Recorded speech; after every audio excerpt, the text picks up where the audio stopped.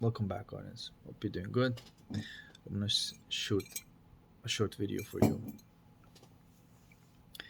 about what I observed to be the case about that last step of surrender and alchemy. So I'm talking about specifically whenever you are looking at or facing that disorder, so to speak, right? With your courage and placing your attention at the deepest point of the disorder within you. Okay, and it's just for the last couple of days it was the pain based. Again, like this is the fire challenge, and we keep on going through like the fire challenge, water challenge, earth challenge.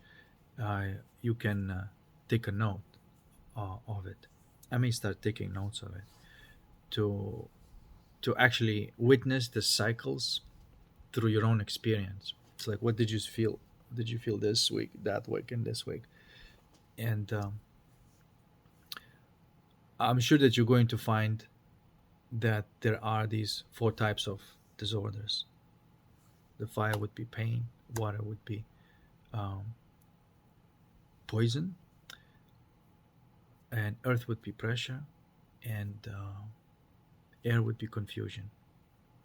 I mean, these words that I use could be chiseled and made better, I suppose. But nonetheless, you're going to go through these four challenges. So, whenever you go to that deepest point and you look at it, completely face it,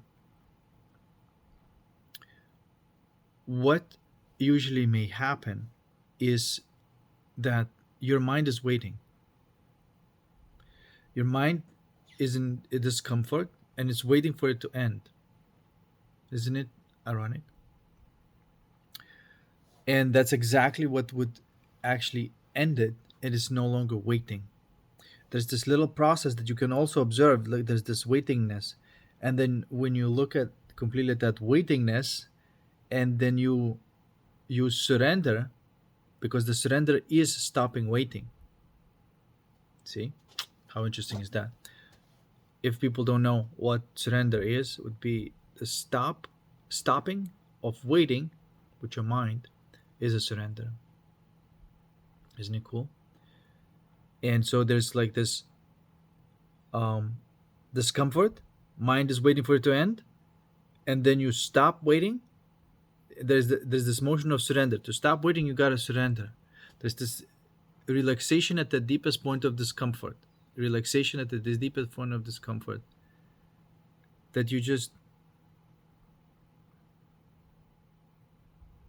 that sort of like that is it. No more waiting. This is it. And as soon as the waiting is over, that feeling becomes glowing like a gem.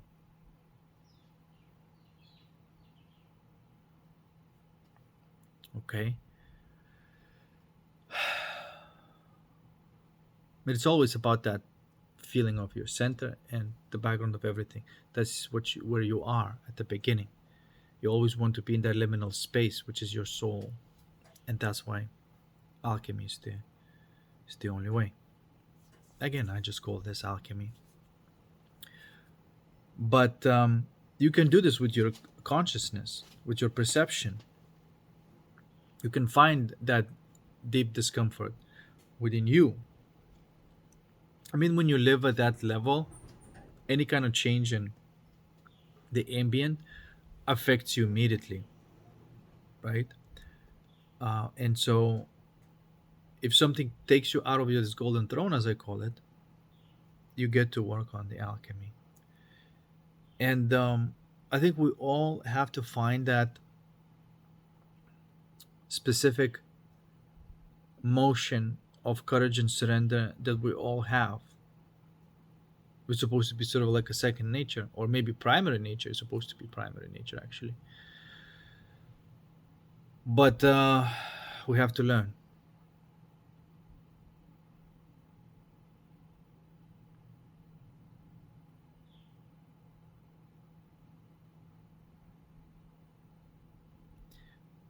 And so that's the great work.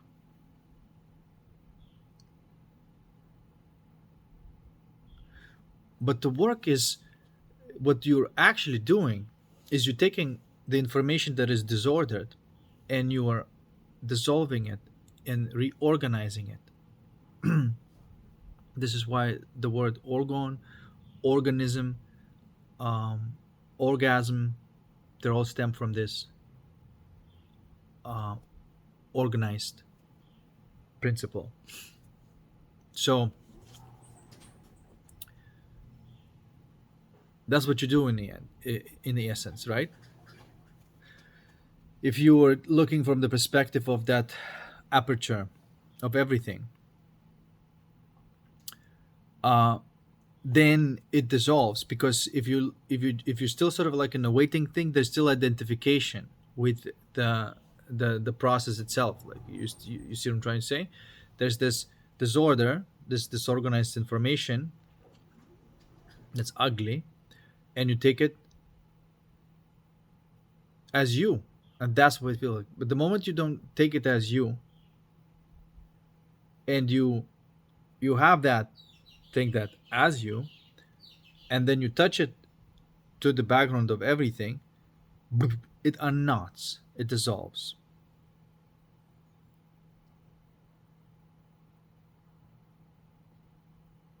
right? And in that particular moment, problem is solved, and now you achieved or entered the coherent state, and then everything moves from that coherence. The ideas, the creativity, everything moves from that coherence. And well, lately it's kind of obvious that it's hard to remain in that coherence, because there's a lot of these um, challenges that arise, these disordered time fractals that happen, right?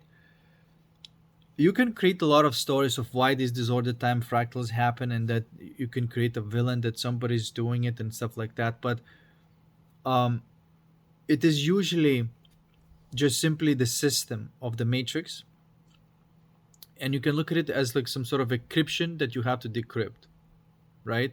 Or some sort of problem that you have to resolve, but only your deepest uh, faculties of courage and surrender can do that.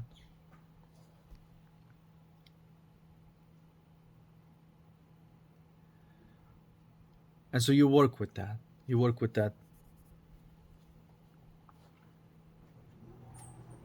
And do you see how deep you have to go? Oh, look at that. Weibo. Incredible. Anyway.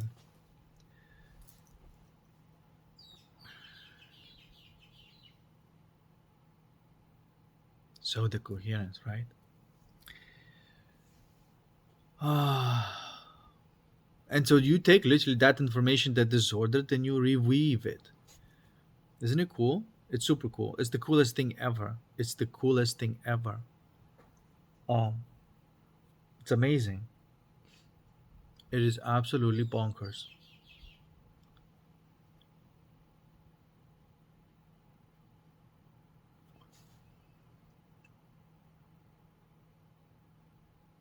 Okay, and then you may say, well, something is churning out though that disordered code, right?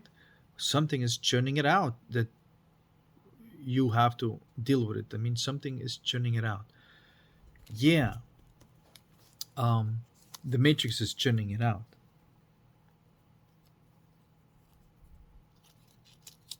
The system, not specific person, because the specific person is the agent of the system. Do you understand? This is why they cannot be looked at, and you can't take anything personal, because it's the system that is controlling them.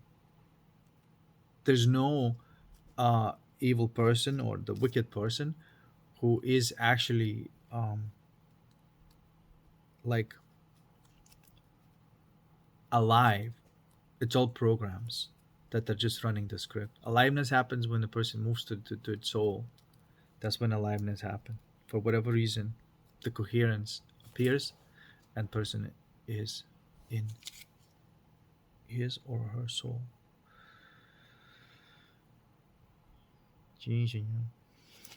Anyway.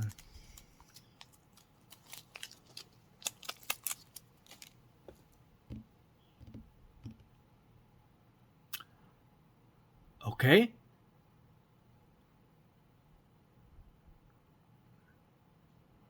And I've noticed that it happened 2 days ago. That challenge just came online, right? I know some people they create they look at it in a personal way. It's like, well, there's a deep state doing stuff like that and all that. No, just look at everything as a system and leave it at that. Because look how distracting this is. Like if you start believing that it is like, you know, um, not saying that like you say like, well, your belief is true because that's what's really going on. It's still a belief. It still is not really helping you. It's still not truth. It's just a belief. You don't want that belief to be true, do you? So why do you believe it? So when you start looking at everything as just one ball of system, and it's just what it's doing. What is it doing? It's just creating this bad code, creating the alchemical challenge. You recode it back into the coherence. Okay, and this is where we're at right now. I don't know um, about like honestly, this is what I know. I know that after that, when you are in a state of coherence, the creativity comes online and playfulness comes online. That's what I know. That you're real. You're being real. You're being in your soul. Um, and then again, something may come online and try to take you out of your golden throne. And it seems that right now there's a lot of activity on the golden throne. I don't think that this particular time or these particular challenges that happen right now is regular. I think it's highly intensified, and I think that it may go on for like maybe a couple of years more, or 2 or 3 years more. There's this intensified. So, and even if you just survive and you alchemize as much as you can, in 2 3 years, uh, when that kind of you know lets off a little bit,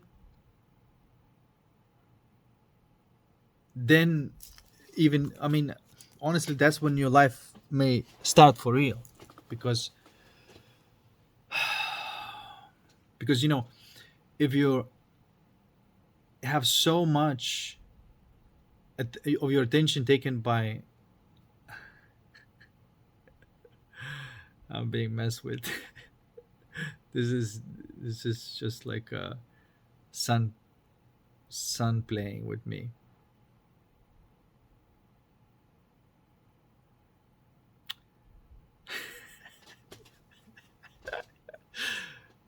Fuck. All right. What was I saying?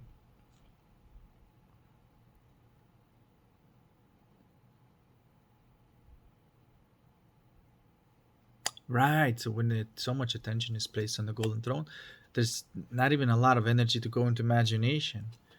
You know, because you're not gonna go into the imagination unless you have coherence, right?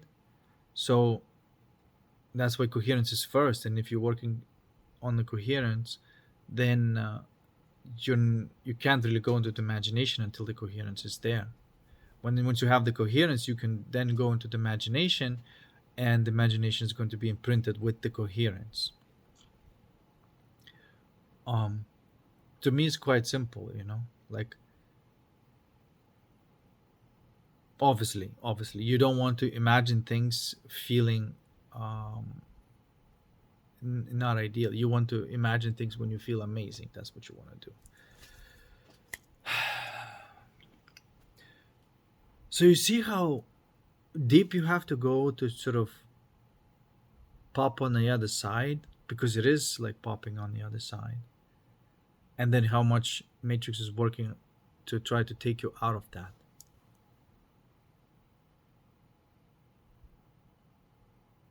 but you get better and better and better at it.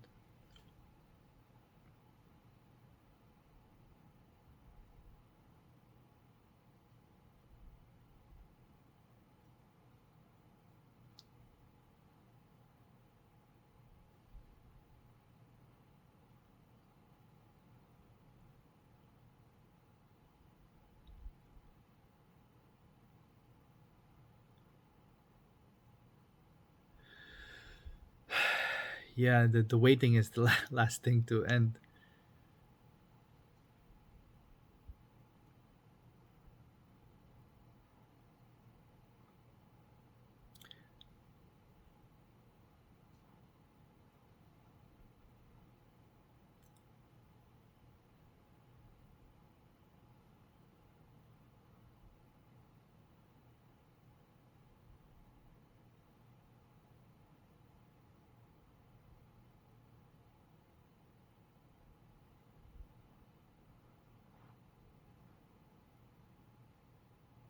Yeah,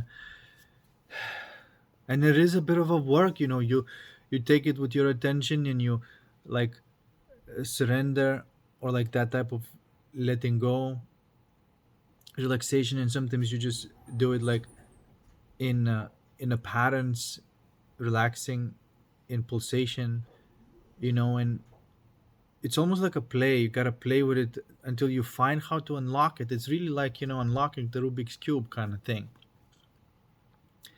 That's why it requires such a elegance and precision.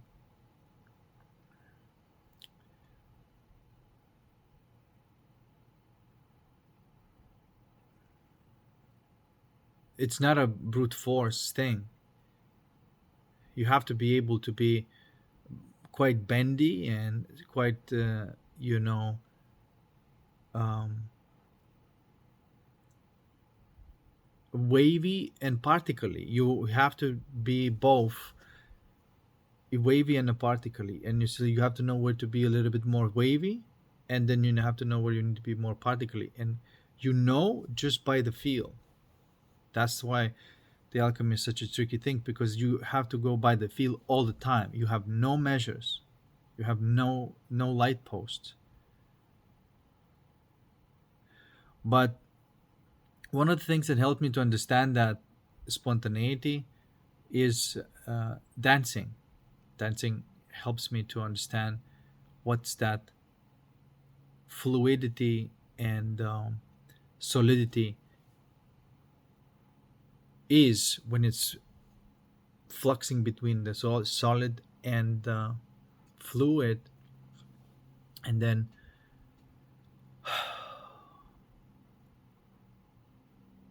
it's creating something perfect, right?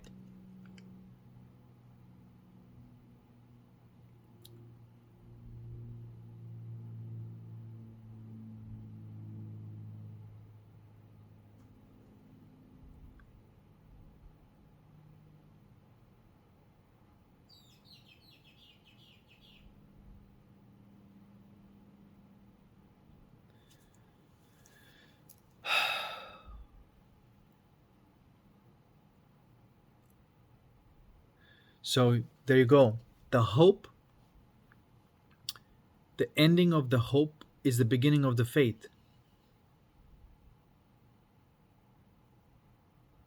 When you just stop waiting, right? Again, that's just another label to put on the process that is happening within your consciousness called waiting, that is not necessary. It never is necessary um, to have that function of waiting there in your heart.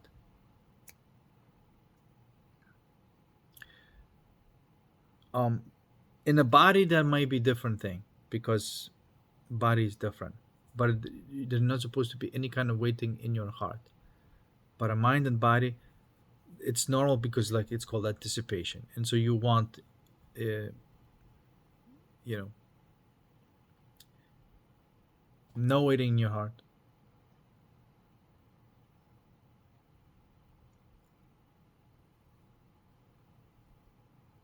So you're not anticipating the next in your heart. There's no anticipation for the next. It is there. already. But in the mind and body, you have to, of course, as you're functioning, it's normal to have that anticipation for something that is next, because it helps you navigate. Like, even if you enter the room and you already know the model of how it looks, the next room looks like, you can move through it faster than if you're just exploring it from the new, right? So that in that direction, the anticipation is perfectly fine. It's this type of waiting that is not useful, and the only problem that may be there. The second problem, after you reach out with the courage, then you let go waiting with surrender. And that's it. See you in the next one. Thank you for watching.